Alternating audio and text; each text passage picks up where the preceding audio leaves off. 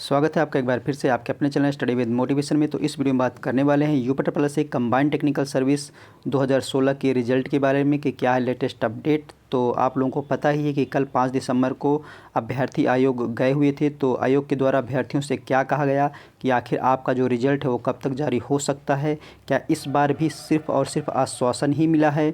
तो आपका रिज़ल्ट आखिर कब तक जारी हो सकता है, दिसंबर में होगा, जनवरी में होगा, या फिर आखिर कब तक आपका जो रिज़ल्ट है वो आ सकता है। तो कल 5 दिसंबर को अभ्यर्थी आयोग पहुंचे और उन्होंने सचिव जी को ज्ञापन दिया कि उनकी जो भर्ती है काफ़ी समय से पेंडिंग है और उसका जो रिज़ल्ट है वो जल्द से जल्द जारी किया जाए, क्योंकि केवल और केवल 14,000 के आसपास अभ्यर्थी हैं। तो इतने कम अभ्यर्थी हैं और इनका जो रिज़ल्ट है इतनी समय से पेंडिंग है। तो इतने कम अभ्यर्थी होकर भी रिज़ल्ट में इतनी लेट लतीफ़ी हो रही है। तो क्योंकि काफ़ी समय हो गया है इस भर्ती को, 7 साल से ऊपर हो गए हैं और जितने भी अभ्यर्थी हैं उनकी यही एक, अधिकतर अभ्यर्थियों की यही एक आखिरी उम्मीद है। और जितने भी अभ्यर्थी वो सारे अभ्यर्थी मानसिक रूप से प्रताड़ित हो रहे हैं इस भर्ती को लेकर, रिज़ल्ट जो जारी नहीं किया जा रहा है आयोग के द्वारा। तो आयोग के द्वारा क्या कहा गया, तो ज्ञापन देने के बाद आयोग के द्वारा यह जानकारी दी गई या यह आश्वासन दिया गया कि आपका जो रिज़ल्ट है वो अगले महीना जारी किया जा सकता है। तो अगले महीना क्या मतलब, आपका जो रिज़ल्ट है वो जनवरी 2024 में ही आएगा, क्योंकि आयोग की प्राथमिकता में कुछ रिज़ल्ट हैं, उन रिज़ल्ट के जारी होने के बाद आपका रिज़ल्ट जारी किया जाएगा। तो आपको पता ही है, मैंने पहले भी बताया था कि आयोग की प्राथमिकता में जो रिज़ल्ट है वो लेखपाल का रिज़ल्ट है।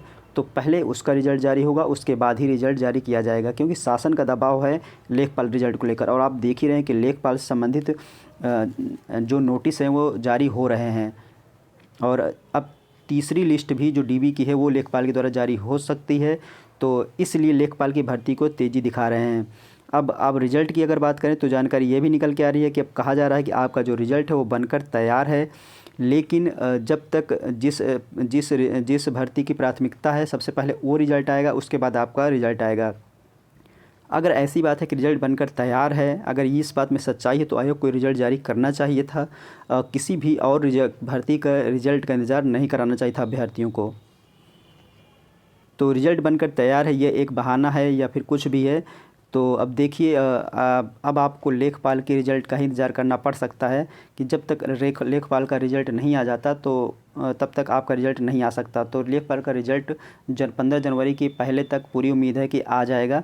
तो उसके बाद अगर रिज़ल्ट बनकर तैयार होगा तो आपका जो रिज़ल्ट है वो जारी कर दिया जाएगा। तो अब तो आयोग की बातों का भरोसा ही नहीं है कि क्या हो सकता है। तो कभी भी कोई भी नोटिस जारी करके आयोग द्वारा चौंकाया जा सकता है, लेकिन अब यही उम्मीद है कि आपका जो रिज़ल्ट है वो अगले मंथ ही आने की उम्मीद लग रही है।